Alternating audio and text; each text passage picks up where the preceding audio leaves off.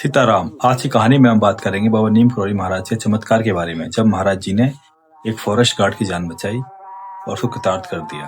ये बात है उत्तराखंड की।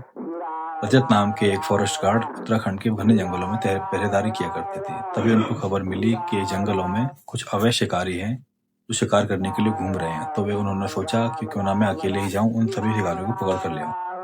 तो वे घने जंगलों में अकेले ही चले गए। तो जब वे काफी अंदर तक जा चुके थे तो लौटने में उनको शाम हो गई। तो जब वे लौटने लगे, धीरे धीरे लौट रहे थे, तो उनको पता चला कि झाड़ियों के पीछे कुछ है। तो उन्होंने टॉर्च घुमाई तो एक बहुत विशाल बाघ उनके सामने आ खड़ा हो गया।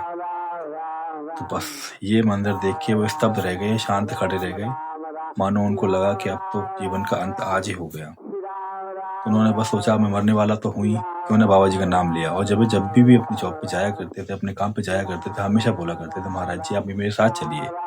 तो उन्होंने महाराज जी को मन ही मन याद किया। और जब बाघ उनकी तरफ घुर्राया, उनकी तरफ आगे आया, तो उन्होंने अपनी आंखें बंद कर ली कि जो होगा सो देखा जाएगा। लेकिन हुआ कुछ चमत्कारिक। जब उन्होंने आंखें बंद की तो बाघ सामने आते आते शांत हो गया अचानक से, और वहीं पर शांति से बैठ गया, उनको देखने लगा। तो वे भी देख रहे थे कि बाघ को अचानक से हुआ क्या, ये तो अभी मुझे खाने वाला था, लेकिन ऐसा हुआ क्यों। फिर उन्होंने कुछ देर बाद महसूस किया कि उनके पीछे कोई खड़ा हुआ है। जब उन्होंने पीछे मुड़ के देखा तो एक साधु के भेष में बाबा खड़े हुए थे उनके पीछे। चेहरे पे एक अजीब सी शांति, गेरुआ वस्त्र धारण किए हुए, और उनकी बातों में इतनी करुणा थी। तो जब उनको देखकर बाघ जंगल की ओर चला गया, मानो वह भी उनकी बातों का पालन कर रहा हो। तो बाबा जी ने कहा रजत से कि तुम बच गए हो, शांत बैठ जाओ। उनकी बातों में इतनी करुणा थी कि रजत की आंखों से आंसू बहने लगे। बाबा जी आप कौन हैं?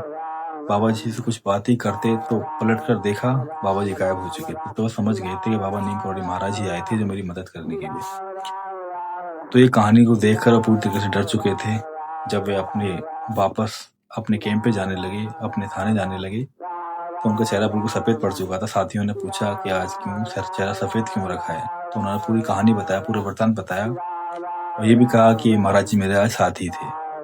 तो उन्होंने मेरे को सब लब की काफी सारी कहानियां सुनी थी कि महाराज जी ने किस तरीके से चमत्कार किया, महाराज जी कैसे अपने भक्तों की सहायता करते हैं जब उनकी भक्तों की जरूरत होती है। तो आज की कहानी बहुत छोटी सी है, लेकिन हमें सिखाती है कि जहाँ विश्वास होता है बाबा महाराज वहाँ पे प्रकट